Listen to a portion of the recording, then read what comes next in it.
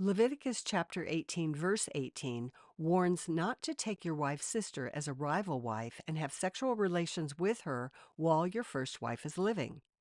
What if it isn't talking about sisters, but any woman? In First Timothy and in Titus, Paul says that a bishop must be the husband of one wife.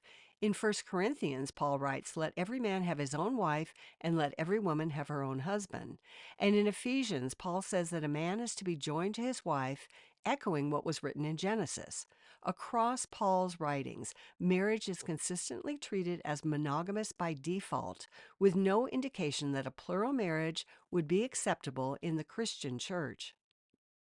In a 119 Ministries video, the question is raised, where in the Torah would Paul have found such clear instruction against polygamy? And how would that instruction justify his conclusion that an elder who practiced polygamy was not modeling righteous living? In 1 Samuel, we read the story of Elkanah, who had two wives, Hannah and Peninnah. The two women were not sisters, but there was still plenty of conflict.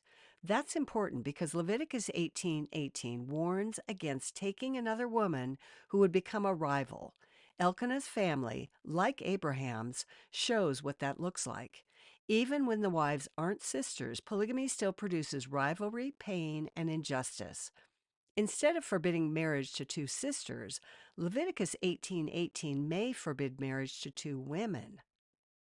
One reason this question comes up is the Hebrew phrase Isha el akota, literally woman to her sister.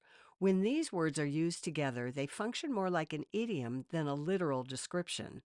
In fact, that phrase appears 8 other times in Scripture where it's used idiomatically and means one to another.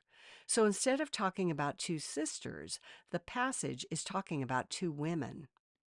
That idea comes through in Young's literal translation, which doesn't refer to marrying two sisters at all.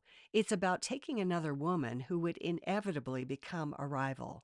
In other words, the text is warning against polygamy itself. If that reading is correct, then the Bible isn't merely regulating polygamy, it's forbidding it. And that helps explain why Paul could confidently point back to the Old Testament and consistently describe marriage as between one man and one woman, treating polygamy as incompatible with righteous living.